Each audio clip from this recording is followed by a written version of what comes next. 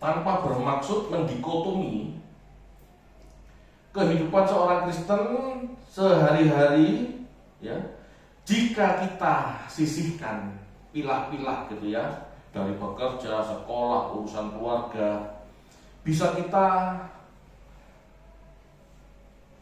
bagi gitu ya, bisa kita bagi seperti berikut ya. Jadi ada urusan sekolah, urusan kerja 8 jam sehari, 8 jamnya istirahat dan urusan keluarga. Ya, 8 jam lainnya apa? Bahkan banyak orang Kristen tidak melakukan ini, tidak melakukan 8 jam berikutnya ini. Atau ya, bahkan banyak yang Senin sampai Sabtu sibuk urusan sendiri, hanya Minggu urusan Tuhan. Seharusnya tidak boleh seperti itu. Tetapi apa? Tetapi kita akan cek sekarang ya, kebiasaan hidup orang Kristen sehari-hari seperti apa.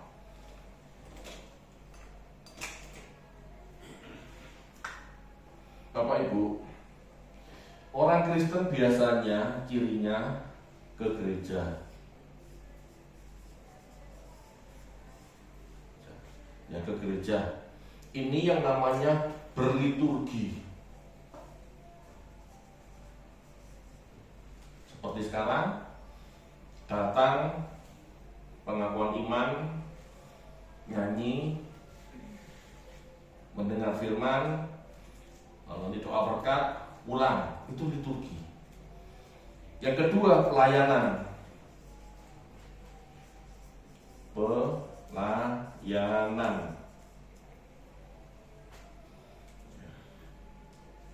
Ini latreia bahasa Yunaninya. Latreia, pelayanan, melayani. Melayani satu dengan yang lain. Para volunteer atau rekan-rekan yang mau masuk dalam pelayanan, mempersiapkan ibadah atau ya ibadah minggu ini, liturgi minggu ini sebaik mungkin. Itu pelayanan, melayani pekerjaan Tuhan, itu istilahnya ya, melayani pekerjaan Tuhan.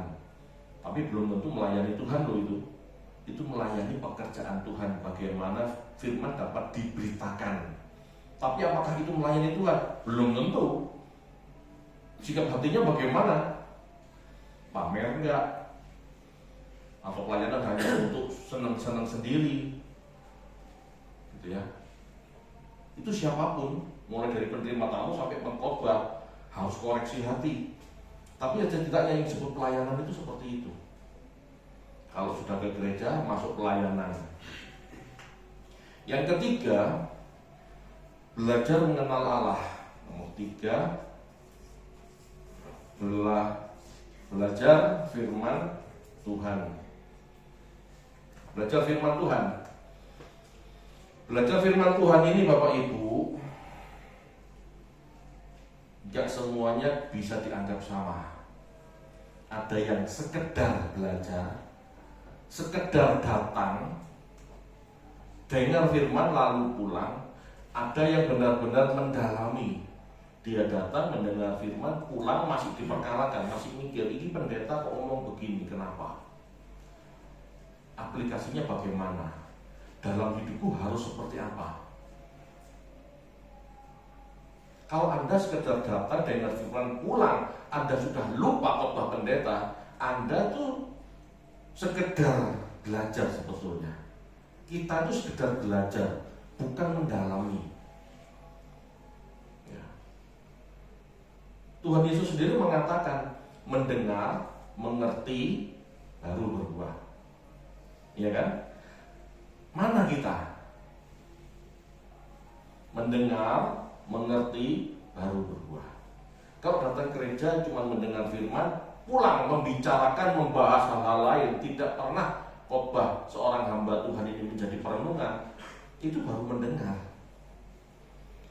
Mengerti belum, apalagi berbuah. Ya. Kalau kita bisa mengerti, kita bisa melakukannya. melakukan atau perbuatan baik.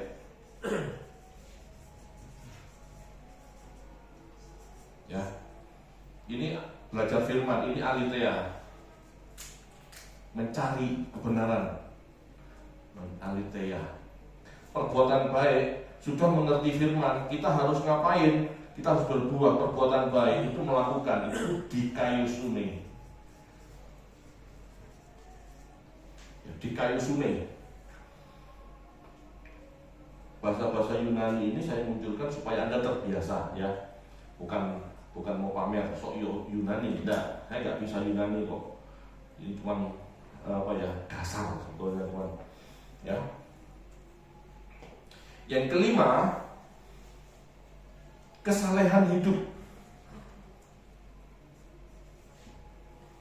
Kesalehan hidup, kesalehan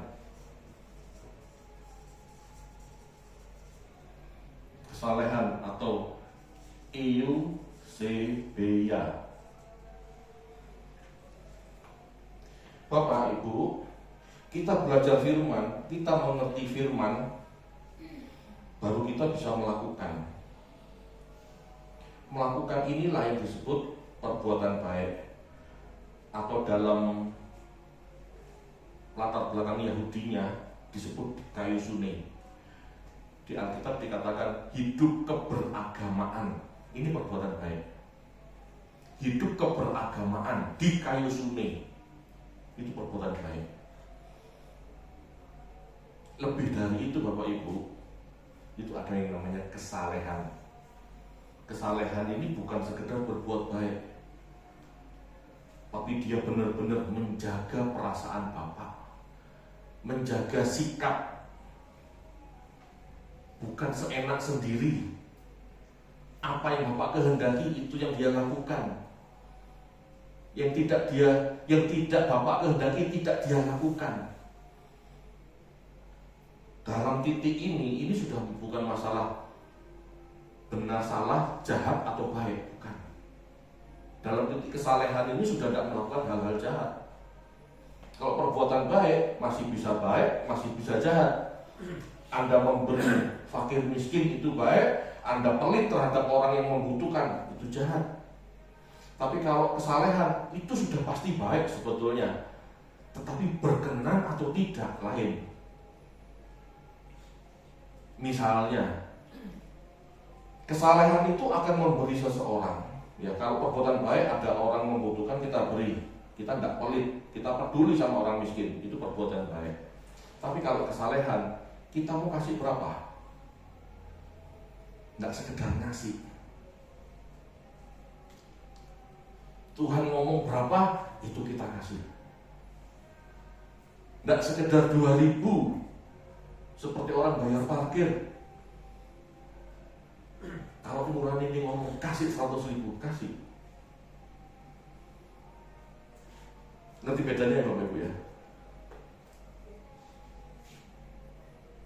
Kesalehan itu benar-benar Tuhan mau apa? Tuhan mau apa? Ini kadang-kadang menyakitkan. Kalau perbuatan baik ini Bapak Ibu gak menyakitkan, karena agama lain pun dalam beragama juga bisa.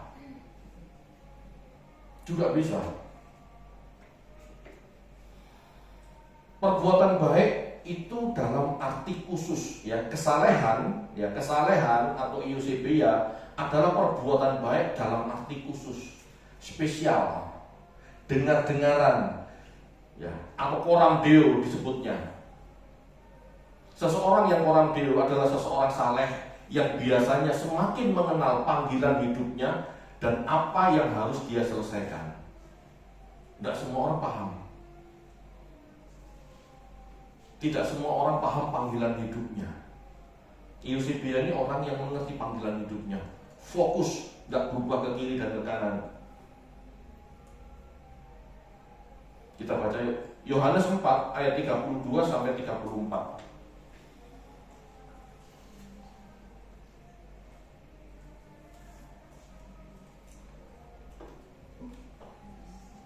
Bisa? Yohanes 4 ayat 32 sampai 34. Akan tetapi ia berkata kepada mereka, "Padaku ada makanan yang tidak kamu kenal." Maka murid-murid itu berkata seorang kepada yang lain, "Adakah orang yang telah membawa sesuatu kepadanya untuk dimakan?" Kata Yesus kepada mereka, "Makananku ialah melakukan kehendak Dia yang mengutus aku dan menyelesaikan pekerjaannya."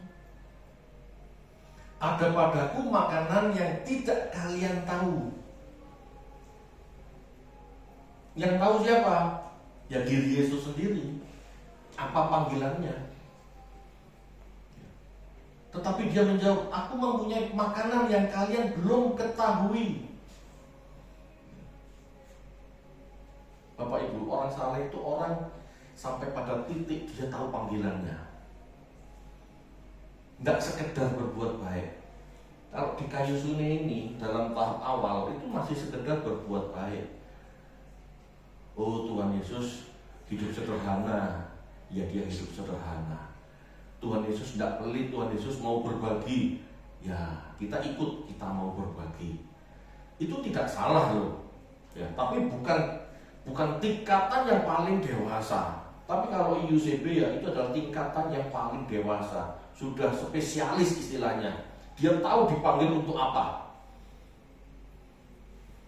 Gak semua orang dipanggil untuk mati di salib, betul? Tetapi Tuhan Yesus mati di salib dalam arti harafiah ya. Nah, kita harus sampai pada titik mati di salib dalam arti masing-masing orang beda-beda. Masing-masing orang mati di salibnya seperti apa? Anda cari tahu sendiri. Pak Abed misalnya harus sampai mati di salib seperti apa? Saya tidak bisa tahu. Pak Abed yang harus cari sendiri. Ya, itu sepintas tentang penjelasan ini. Perhatikan ini Bapak Ibu. Nomor 1 sampai 3 dalam arti belajar sekedarnya ini masih dalam ranah keberagamaan. Anda masih dalam tahap keberagamaan. Kita masih dalam tahap agamawi, legalitas, sifatnya daging. Yang penting minggu ke gereja, yang penting aku pelayanan, yang penting aku dengerin firman. Ini daging sifatnya, bukan roh. Hidup dalam roh itu berarti Anda mendalami firman Tuhan, Anda melakukannya, bahkan benar-benar saleh sampai tahu panggilan hidup Anda, dan Anda mau mati untuk panggilan itu. Itu spiritual.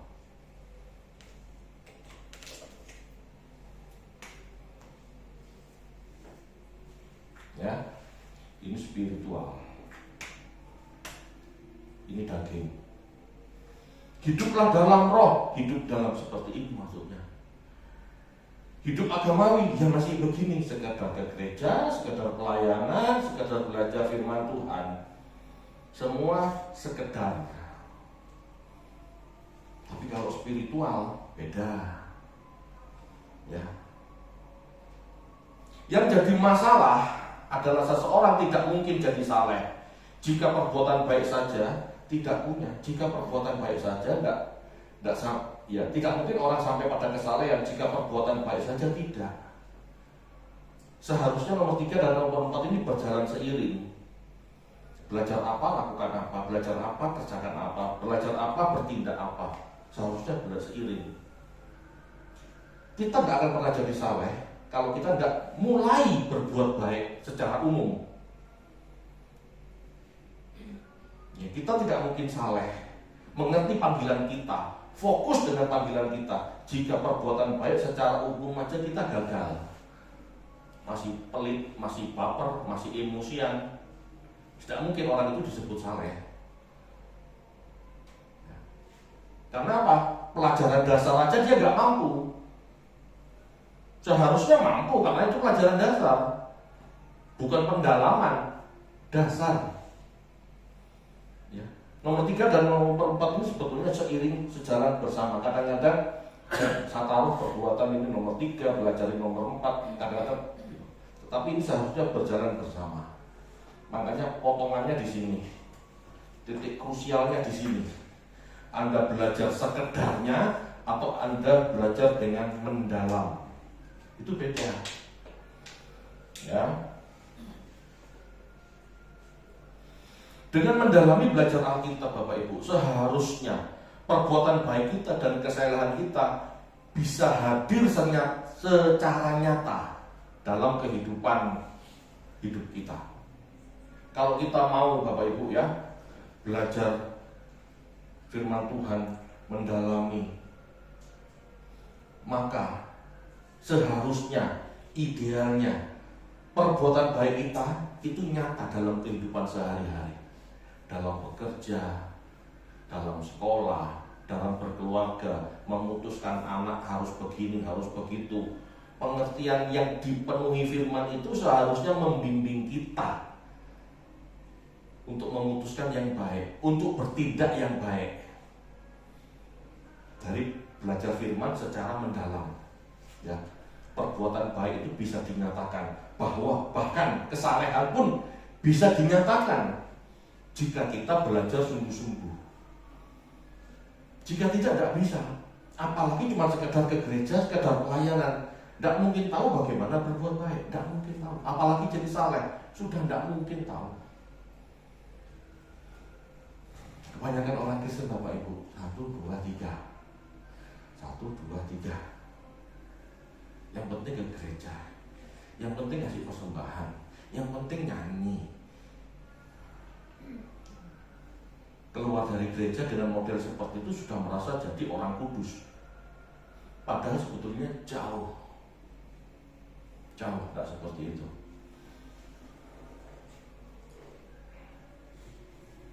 Aletheia Bapak Ibu, kebenaran itu terwujud nyata dalam setiap keputusan hidup sehari-hari. Itu yang Tuhan harapkan. Pengetahuan yang kita miliki, jika kita mengerti secara mendalam, itu seharusnya berbuah menjadi perbuatan baik.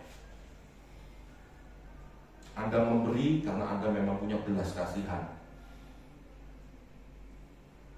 Anda mengampuni karena Anda sadar, Anda tahu orang yang menyakiti Anda belum benar-benar mengerti firman Tuhan. Ya seperti Tuhan Yesus, Tuhan ampunilah dia tidak tahu apa yang dia lakukan. Tidak gampang baper, itu wong gereja kok begitu ya. Aja kan yang begitu, jare wong gereja, lah kok ngono? Ya banyak lah, kalau cuma sampai ke gereja, kalau cuma sampai pelayanan, kalau cuma sampai belajar ala kadarnya, ya masih begitu, tidak mungkin berubah, tidak mungkin. Jadi sikap orang benar seharusnya melihat seperti itu. Ampunilah Bapak, dia tidak tahu apa yang dia perbuat. Aku tidak perlu baper, santai saja. Pulang ke rumah tetap makan. Jangan sampai mogok, kayak enak makan, sampai uang itu mau nesu aku. Ini salah. Tidak ada urusan diri, tidak ada alasan untuk baper, tidak ada alasan untuk tersinggung, apalagi tidak bisa mengampuni. Jika Anda benar-benar belajar firman Tuhan, Anda tahu orang yang melakukan itu tidak mengerti kebenaran. Orang yang melakukan itu masih dalam tahap agamawi. Amin Bapak Ibu. Nah kesadaran-kesadaran itu loh yang memerdekakan. Bukan ngempet, aku gak ngamuk. Itu orang belum punya perbuatan baik sebetulnya, belum buah, masih dipaksa, memaksa mengampuni. Tapi kalau punya kesadaran firman, punya aletheia, dia tahu, lah maklumlah, dia cuma datang dengar firman lalu pulang dan tidak menghidupi. Tidak mungkin dia bisa baik sama orang. Jadi kalau dia menyinggung aku, ya sudahlah, ampuni Bapak, dia tidak tahu apa yang dia melakukan. Selesai, kita tidak perlu, kita tidur nyenyak, makan enak. Seharusnya begitu. Belajar secara kognitif, nomor 3 maksudnya, seharusnya diubah menjadi tindakan, menjadi perbuatan baik. Jika ingin menjadi karakter, apa yang kita serap harus kita lakukan. Kalau kita ingin memiliki karakter yang kita pahami itu. Oh, Yesus hidup sederhana. Kerjakan hidup sederhana itu. Jangan dikit-dikit barang branded. Jangan dikit-dikit kalau tidak beli sesuatu Anda tidak lego. Aku harus punya sesuatu. Jangan. Anda benar-benar harus bisa. Apa yang Anda pahami, Anda nyatakan jadi perbuatan. Jika ingin jadi karakter. Itulah yang Tuhan Yesus sebut berbahagia. Orang berbahagia itu bukan orang yang punya duit. Orang berbahagia itu bukan orang yang punya dunia. Tetapi disebut berbahagia adalah orang yang mampu melakukan pengertian-pengertian yang benar dari firman Tuhan menjadi sebuah tindakan nyata. Itu baru berbahagia. Baca yuk. Yohanes 13 ayat 14 sampai 17.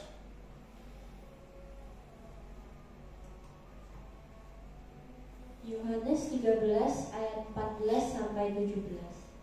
Jadi, jikalau aku membasuh kakimu, aku yang adalah Tuhan dan gurumu, maka kamu pun wajib saling membasuh kakimu. Sebab aku telah memberikan suatu teladan kepada kamu. Teladan. Supaya kamu juga berbuat sama seperti yang telah kuperbuat kepadamu. Lakukan juga. Ya, teladan itu maksudnya contoh buat kita mengikuti apa yang Yesus kerjakan. Lanjut. Aku berkata kepadamu, sesungguhnya seorang hamba tidaklah lebih tinggi daripada tuannya, ataupun seorang utusan daripada dia yang mengutusnya. Jikalau kamu tahu semua ini, maka berbahagialah kamu jika kamu melakukannya.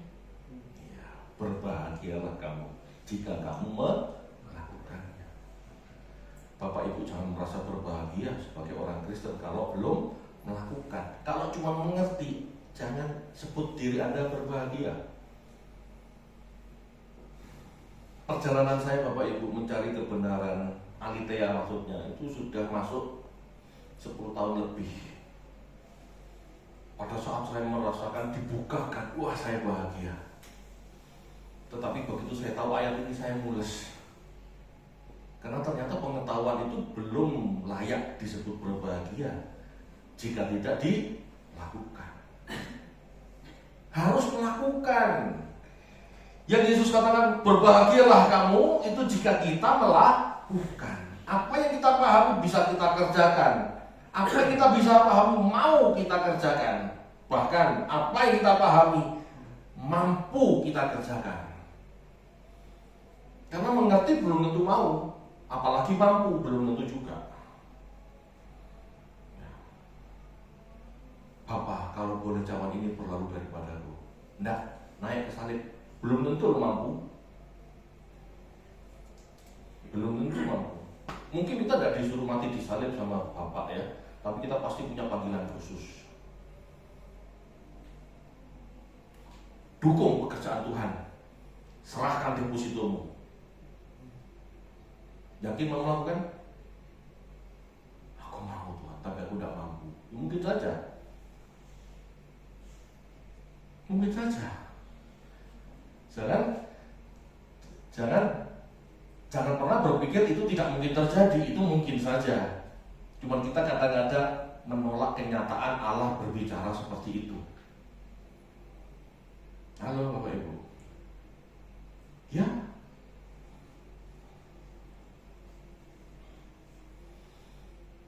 Jadi pendeta. Terima tawaran jadi pendeta. Lepaskan kerjaan.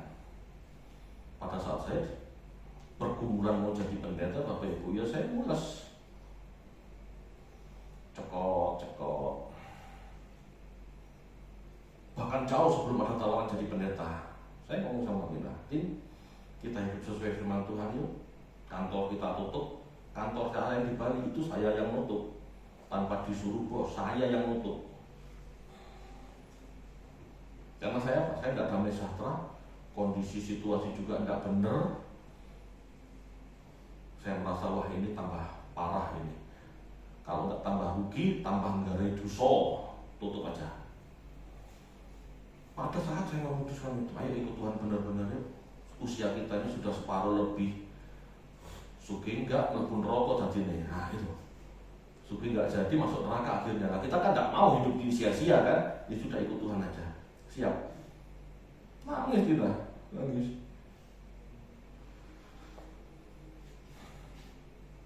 Tapi resiko harus dijalani Bapak Ibu kalau ingin saleh. Saya mau begini bukan berarti saya saleh. Dalam perjalanan itu berat.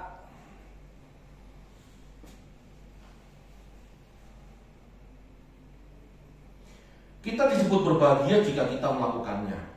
Perbuatan baik yang terus-menerus dialami, yang kita perbuat, itu akan menjadi kebiasaan baik. Kebiasaan-kebiasaan yang kita ulang, repetisi, itu adalah cara belajar yang paling baik. Kebiasaan inilah yang akan menjadi karakter. Adalah sebuah kebahagiaan jika karakter baik itu menggores dan melekat menjadi milik kita.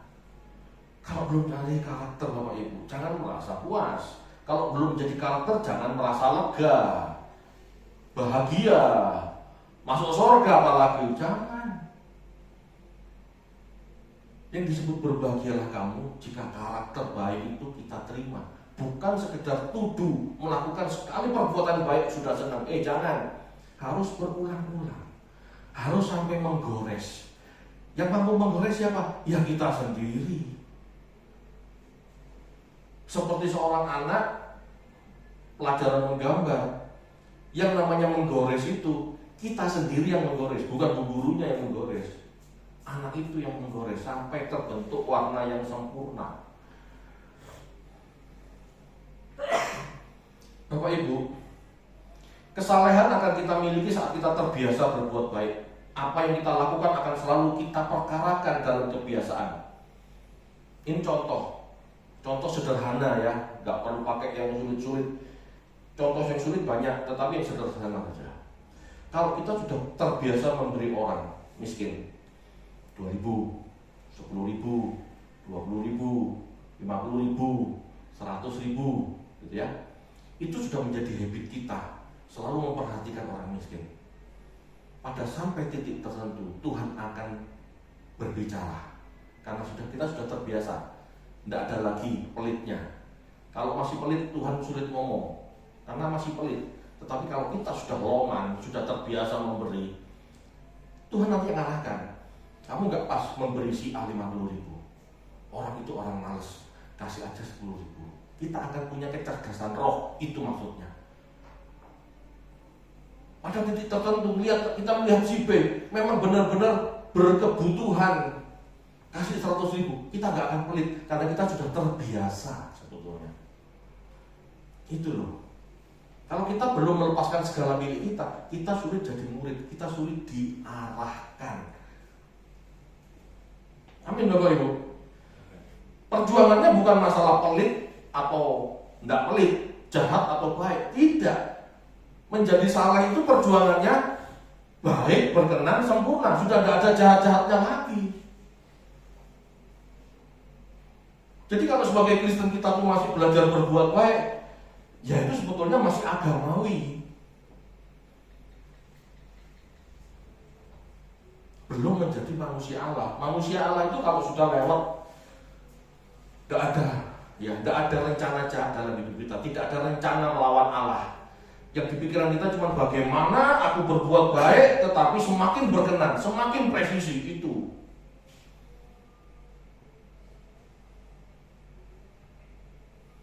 Idealnya seorang Kristen sudah tidak melakukan perbuatan jahat. Yang ada bagaimana berbuat baik dan semakin tepat sesuai kehendak Allah. Tidak mungkin menjadi sesuai kehendak Allah jika tidak punya kebiasaan baik. Tidak mungkin. Tidak mungkin kita jadi manusia baru, lahir baru menjadi manusia baru jika kebiasaan kita manusia lama. Kan tidak mungkin. Aku sudah baru, aku terima Kristus, aku lahir baru, benar. Tapi masih pelit, masih sombong, masih pamer. Ini bukan orang manusia baru loh, ini bukan lahir baru loh. Dia hanya menyatakan dirinya lahir baru, padahal kenyataannya belum. Yang disebut lahir baru itu manusia lama sudah ditinggalkan. Amin Bapak Ibu.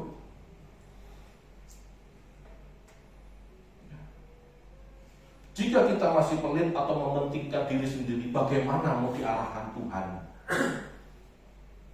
Jika masih pamer, angkuh, memegahkan diri, bagaimana mau diarahkan Tuhan? Karena arahnya pasti untuk kepentingan dirinya. Jika perpuluhan saja sulit melakukan, bagaimana mempersembahkan segenap hidup? Serah mungkin. Di gereja ini tidak ada perpuluhan, tetapi di gereja lama Anda pasti ada perpuluhan. Kalau di gereja lama Anda saja tidak memberikan perpuluhan, saya tidak yakin di gereja ini Anda bisa memberikan segenap hidup.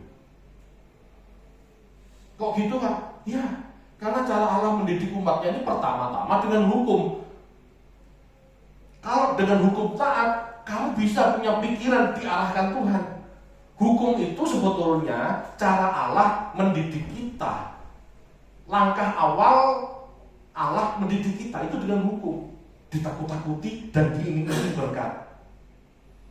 Ditakut-takuti berada pelahap dan diiming-iming berkat melimpah. Tingkap-tingkap langit tercurah. Itu cara pertama, cara awal Allah mendidik kita. Tapi kalau kita sudah menang, sudah mampu taat, disiplin melakukan hukum itu, kita tidak perlu hukum itu lagi. Allah yang akan menggerakkan hati kita, dan kita nurut tanpa embel-embel diiming-iming atau ditakut-takuti. Halo Bapak Ibu, dulu saya tukang menyerang perpuluhan, tapi akhir-akhir ini saya tidak menyerang. Ya karena saya tahu mereka baru tahap awal, tidak perlu diserang. Itu tahapan mereka masih. Ya semoga suatu saat mereka mencapai apa yang Allah rindukan, mampu digerakkan Allah kiri-kiri, kanan-kanan. Perpuluhan kalau sudah menang, kalau sudah terbiasa melepas perpuluhan, serahkan 15%, serahkan 20%. Orang itu tidak akan berat, karena dia tahu yang Allah rindukan berapa. Allah itu sudah lepas. Ya, orang itu sudah lepas dari hal-hal seperti itu. Mengerti maksudnya? Halo? Jadi kalau perpuluhan aja masih tarik ulur, wah repot. Memang perpuluhan bukan bagian Kristen, memang itu hukum Yahudi. Perpuluhan itu bukan milik Kristen, tapi cara Allah mendidik orang Yahudi saat itu dulu. Baru Injil masuk, baru Allah, ya, baru kemudian Allah melangkah ke tahap berikutnya. Kamu mampu taat tidak? Tanpa perlu iming-iming, tanpa perlu intimidasi, mampu taat tidak? Itulah kasih karunia, itulah iman. Kita baca yuk Galatia 3 ayat 23 sampai 25.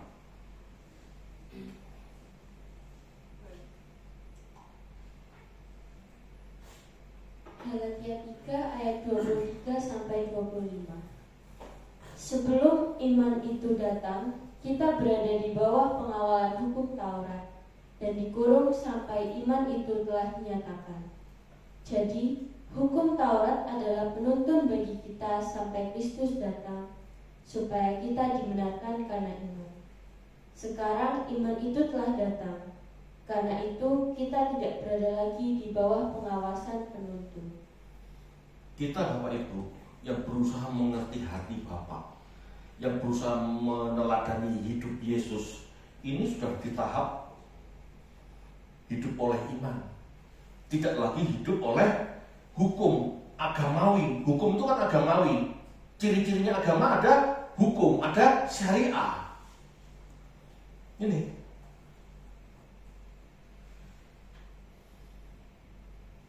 seharusnya kalau kita sudah terbiasa ke gereja, Anda seharusnya sudah terbiasa mendengar firman, mencari firman. Anda yang sudah terbiasa doa pagi, seharusnya Anda sudah terbiasa doa sendiri. Disiplin sudah dapat, Anda cari Tuhan sendiri, tanpa harus ada pendeta di situ. Karena yang namanya doa itu urusan pribadi Allah dengan Anda, dengan kita. Wah Pak, kalau saya tidak pakai pendeta itu saya tidak bisa berdoa. Anda sudah memberhalakan loh. Kalau khotbah Anda perlu guru, karena nggak semua ngerti bahasa Yunani, bahasa Ibrani, konteksnya apa, Anda nggak tahu, Anda perlu guru. Tapi kalau doa nggak ada orang nggak bisa sebetulnya. Kalau Pak Era selama ini mendidik Anda doa pagi, itu belajar disiplin. Seharusnya setelah bisa disiplin, Anda cari Tuhan sendiri. Nggak harus ikut pendeta terus. Halo, sampai kapan Anda mau dompleng pendeta? Anda kan harus kenal Tuhan Anda sendiri. Saya ngomong gini bukan melarang Anda ikut doa paginya pendeta lain ya, bukan. Tapi sampai kapan Anda mau seperti itu terus? Kapan Anda bertumbuh dewasa menemukan Tuhan sendiri?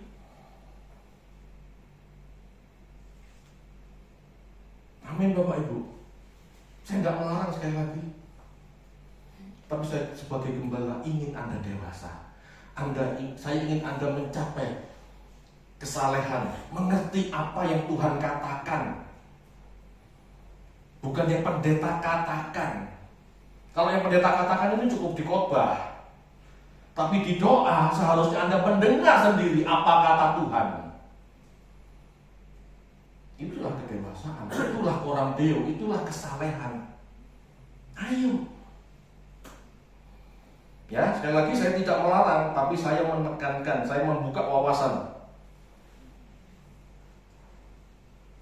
Bapak Ibu, kita menjadi spiritual, ya, kita dalam menjadi spiritual tidak berarti meninggalkan kebiasaan ke gereja, pelayanan. Tidak, ini boleh tetap ada. Tapi fokusnya bukan 1, 2, 3 ini. Fokusnya 3, 4, 5. Ya. Perkataan Tuhan, rema, dari pengalaman mengenal Tuhan, logos, akan selalu terngiang dan membimbing hati kita. Itulah yang menghidupkan.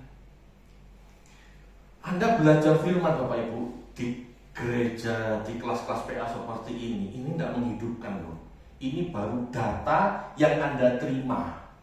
Tapi jika data yang Anda terima ini tidak Anda kelola menjadi milik Anda sendiri, bagaimana aku harus merespon, Anda tidak pernah hidup, Anda tidak pernah diselamatkan. Karena apa yang kita pahami itu harus kita hidupi. Daging tidak berguna. Firman Tuhan mengatakan seperti itu. Roh yang memberi hidup. Anda harus menemukan rema. Memunculkan rema dalam batin itu sulit. Memahami rema dari logos yang benar itu penting. Ya, menemukan rema dari logos yang benar itu penting. Dan itu sulit Bapak Ibu. Menemukan logos sembarangan itu gampang, tapi menemukan logos yang benar itu sulit. Anda benar-benar harus berpikir, harus baca Alkitab, harus Anda renungkan. Logos yang benar harus ditemukan dulu, paham dulu, baru nanti dalam kehidupan Anda mengalami hidup, Anda mengalami gesekan, rema itu akan muncul dari pengertian-pengertian yang Anda terima itu. Rema akan muncul dari logos yang Anda terima itu. Jika kita berbenturan dengan masalah, berbenturan dengan orang, besi menajamkan besi, nanti rema itu muncul. Kamu tidak seharusnya bersikap seperti itu. Seharusnya kamu bersikap seperti ini. Kamu mengerti kebenaran seperti itu, kamu kok melakukan seperti itu. Itu muncul dalam batin kita. Ini loh yang perlu kita cari, ini loh yang menghidupkan. Kita baca yuk, Yohanes 6 ayat 63.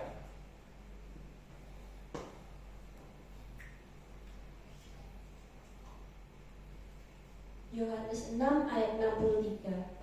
Rohlah yang memberi hidup, daging sama sekali tidak berguna. Perkataan-perkataan yang kukatakan kepadamu adalah roh dan hidup. Perhatikan, perkataan-perkataan yang kukatakan kepadamu itu bukan logos.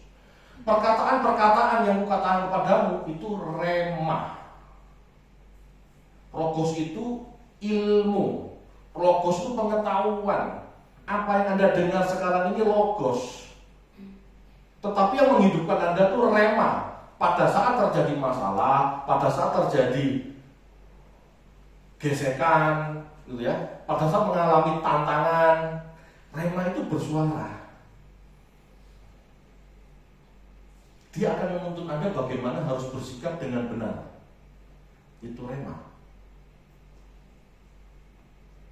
Pak, saya nggak keluar, Pak, saya nggak dengar apa-apa tuh, hati saya nggak bicara apa-apa. Berarti Anda kurang logos. Kalau logos itu masuk terus dalam pikiran Anda, setiap hari Anda masukkan logos itu 1-2 jam dengerin logos, saya percaya ada masalah apa, ada tantangan apa, rema itu pasti bicara. Tuhan itu bicara. Itulah sekolah kehidupan. Sampai pada akhirnya kalau Anda terus ikut apa yang rema katakan dalam diri Anda suatu saat jadi orang saleh. Ini yang disebut lahir baru. Ini yang disebut selamat. Itu yang disebut kembali ke rancangan semula, itu yang ini. Halo Bapak Ibu, bisa dipahami enggak? Jadi jangan puas cuma 1, 2, 3. Kejarlah 3, 4, 5. Dalami firman Tuhan. Berbuatlah baik sejak dini. Sampai pada akhirnya Anda mampu melakukan panggilan Anda dengan tepat. Itulah kesalehan.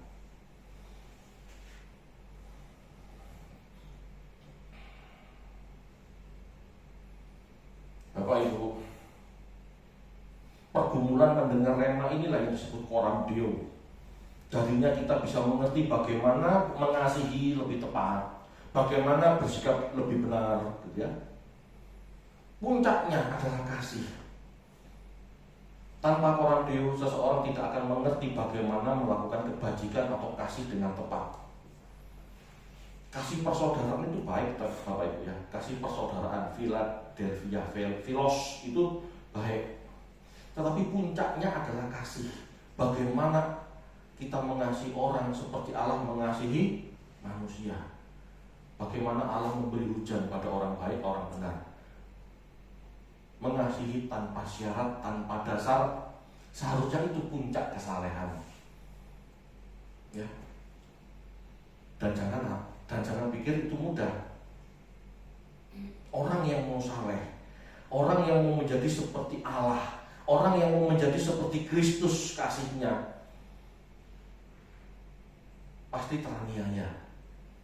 Setiap orang yang mau mengasihi semua orang harus siap teraniaya, harus siap. Ini tidak mudah. Perbuatan baik seperti ini gampang. Hidup keagamaan itu gampang. Yang penting sedekah, yang penting sembahyang, rutinitas gampang. Tetapi kalau kesalehan itu kadang-kadang teraniaya.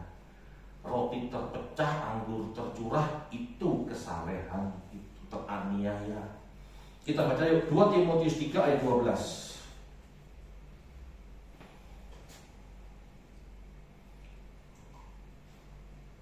2 Timotius 3 ayat 12. Memang setiap orang yang mau hidup beribadah di dalam Kristus Yesus akan menderita aniaya. Jelas? Memang setiap orang yang mau hidup beribadah di dalam Yesus akan menderita. Jadi kalau Anda belum menderita, Anda belum hidup di dalam Kristus Yesus. Sesederhana itu. Tapi melakukannya tidak sederhana. Beragama itu mudah. Ini bukan hidup di dalam Kristus. Hidup beragama ke gereja, pelayanan, asal mendengar firman. Itu bukan hidup di dalam Kristus. Itu keberagamaan. Semua agama yang begini, bahkan lebih sulit. Yang disebut hidup di dalam Kristus adalah hidup dengan nilai-nilai spiritual seperti Yesus.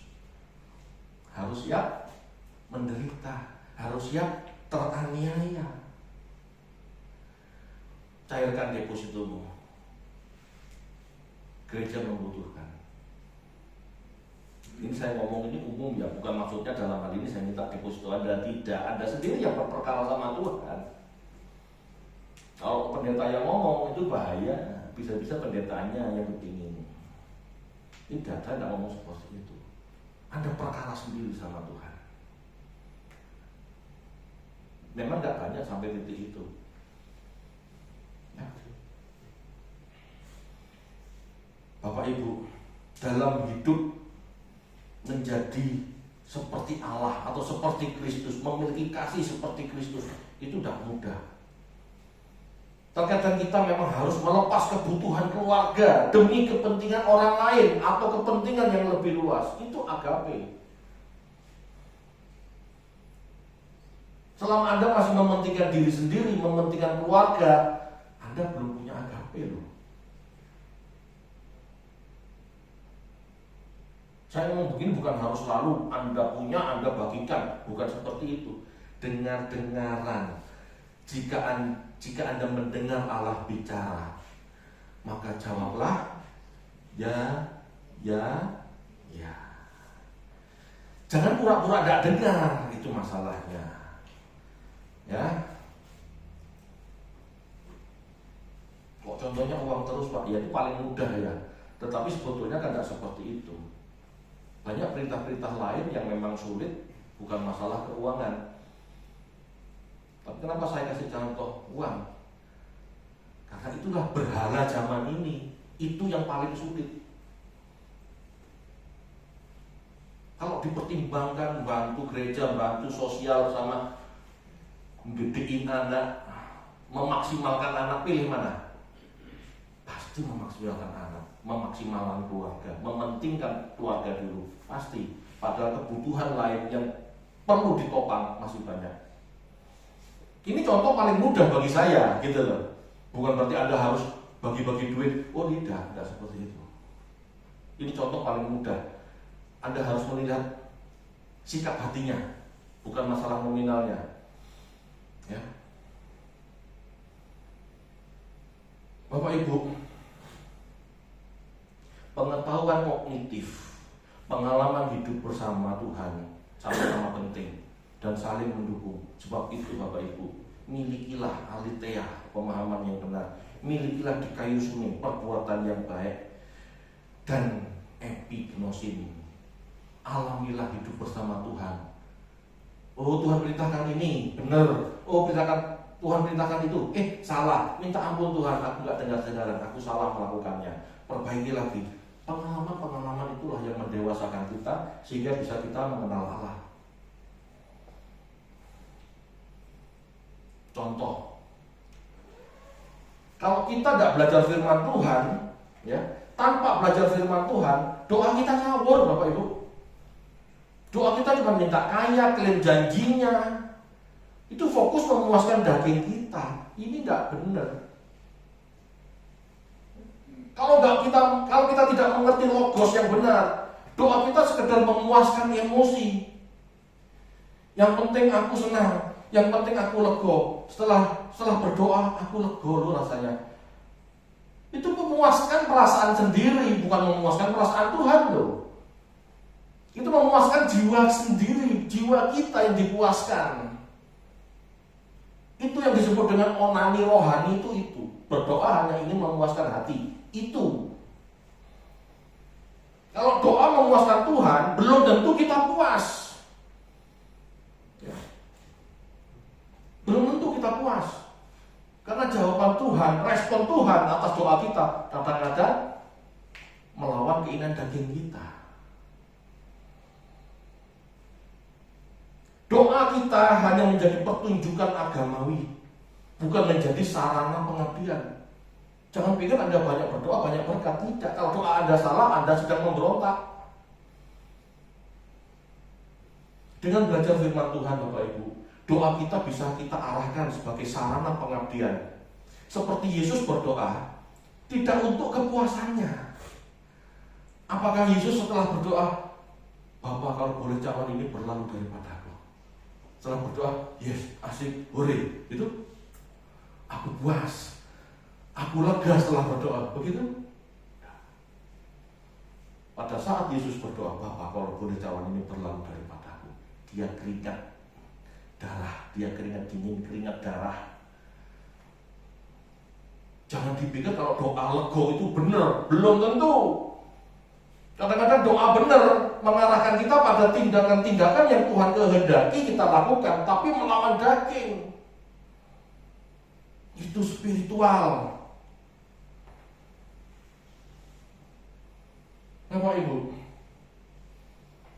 seperti Yesus berdoa tidak untuk kepuasannya, ya. Yesus berdoa itu seperti kita seharusnya sebagai upaya evaluasi, koreksi diri bagaimana hidup semakin tepat di hadapan Bapa. Yesus melakukan tepat di hadapan Bapa meskipun harus berkeringat darah. Tidak ada yang ceritanya Yesus habis berdoa lego, aku puas, aku connect sama Tuhan. Tidak. Pada saat Yesus berdoa, naik ke kayu salib. Ya Bapak, Anda pikir habis berdoa lego? Tidak. Pasti dia seharian cekot-cekot. Aduh, betul enggak? Aku habis berdoa, aku kok tambah gentar rasanya. Firman Tuhan katakan begitu. Tapi dia melangkah. Apa setelah doa itu Yesus merasakan damai sejahtera? Pasti tidak. Bapak kalau boleh cawan ini berlalu daripadaku. Enggak, naik tebus saudara-saudaramu. Iya Bapak.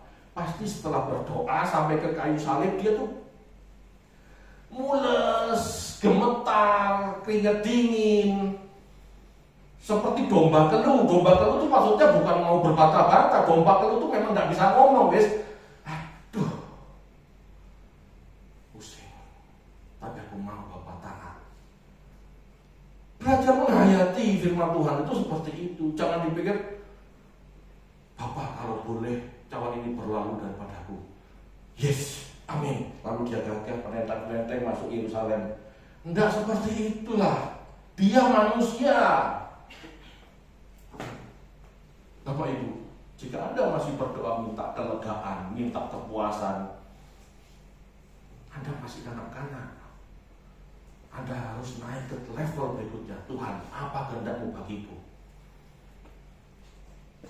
Kalau Pak Eras berdoa, Bapak, berikan aku perintah yang sulit aku lakukan.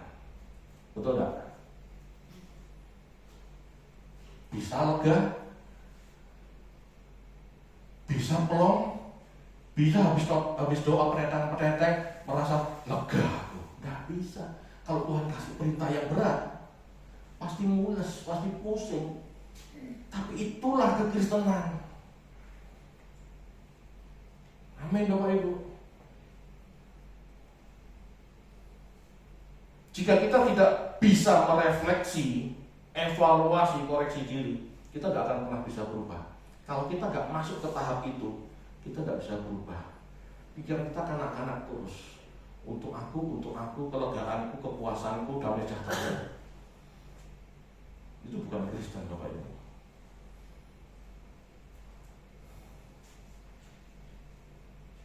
Bapak Ibu, jika kita terbiasa belajar, mengerti kebenaran dan sibuk melakukannya, maka fokus kita mengerjakan kehendak Allah.